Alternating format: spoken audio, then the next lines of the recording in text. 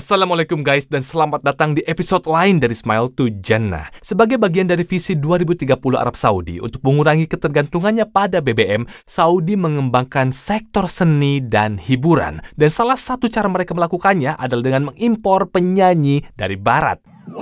Nah, salah satu hal yang mungkin luput dari ini adalah bahwa artis dan industri musik di barat sangatlah bebas dan tidak terkontrol, tidak bertuhan, dan memuja satanisme. Jadi ketika kalian mengundang mereka, tentu saja kalian akan dapat paket yang lengkap. Sama seperti halnya dengan wanita yang satu ini. Dia dikenal bernama Iggy Azalea, yang terkenal karena menjual foto bugilnya secara online demi uang. Karena itulah dia menghasilkan jutaan dolar. Itu tidak halal, bro. Padahal dia adalah seorang ibu yang punya anak bernama Onyx, bukan Onyx dari Pokemon ya. Dan mungkin kalian mikir paling dia datang, konser selesai, terus pulang, gak bakal macem-macem di negara orang lain. Tapi tidak. Ketika konsernya berlangsung di Saudi, dia menyinggung masalah emansipasi wanita, di mana dia merasa harus melakukan itu karena Saudi yang dikenal oleh orang barat sebagai negara patriarkal, tanpa berpikir dan menyadari bahwa orang-orang inilah yang sudah membawamu ke sini, yang mengeluarkan banyak uang agar kamu bisa membantu mempromosikan negara mereka. Tapi dia malah berbalik dan menggigit tuan rumah yang telah mengundangnya.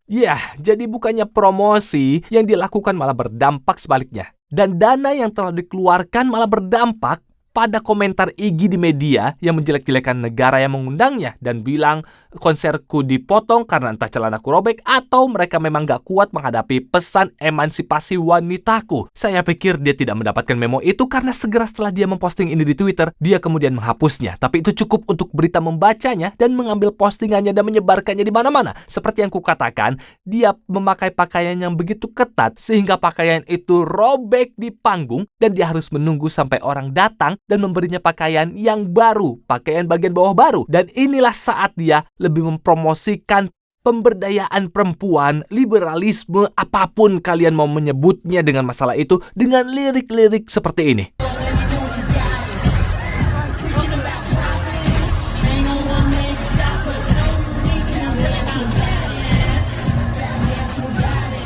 Sangat memalukan. Wah, menjijikan. Dia berujar, Tuhan tolong dengar yang kukatakan. Dia sengaja berceramah tentang Nabi, padahal dia tahu dia sedang di Saudi. Dan iya, kita mencintai Nabi kita Sallallahu Alaihi Wasallam. Dia dikubur di sana, para sahabat juga dikubur di sana. Dan dia jelas tahu ini Saudi, tahu kalau negara itu ortodoks dan konservatif, negara dengan mayoritas muslim. Tapi dia malah berkata tidak ada pria yang menghentikan kita. Oke.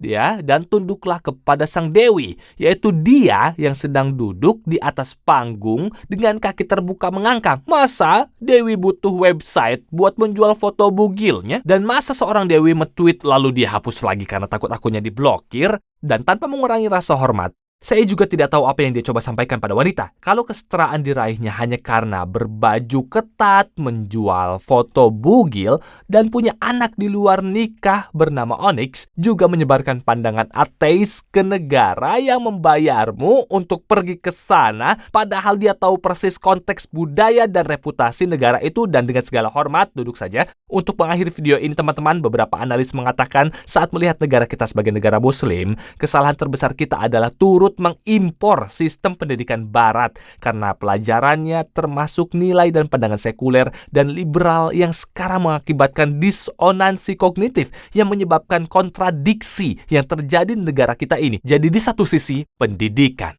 yang membawa nilai liberal sekuler, tapi di sisi lain kita punya Islam. Dan tentu ini tidak bisa dibandingkan dengan negara lain, karena ini jauh berbeda dari segi preservasi, dari segi otentisitas, dari pengaplikasiannya juga. Dan jujur saja hal ini telah membuat negara kita kacau, tapi sekarang kita melakukan kesalahan yang sama lagi dan mengimpor hiburan tidak senonoh yang masuk bernama satanisme, kebejatan, dan gaya hidup tidak bertuhan. Semoga Allah membantu pemimpin kita dalam menyikapi hal ini. Berbicara soal Saudi, ada dua ekstrim. Satu ekstrim yang tidak mengatakan apapun tentang mereka dan mengatakan mereka bisa lakukan apapun yang mereka mau dan apapun yang mereka inginkan. Di sisi lain ada yang bilang, Anda tahu apa? Bahkan Anda tidak bisa sholat di belakang mereka. Jika mereka rayakan Idul Fitri pada suatu hari, harus merayakan di hari berikutnya. Dan ada dua ekstrim ini bisa saling mengerti dan cari titik tengah ketika berhubungan dengan hal yang benar. Dan Masya Allah, luar biasa, mereka telah diberikan dua haramain, Masya Allah. Tapi di sisi lain, ketika mereka lakukan yang salah, itu salah.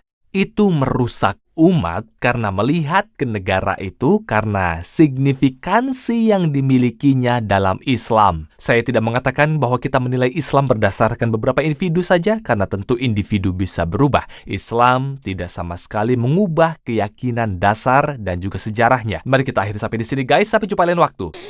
Assalamualaikum.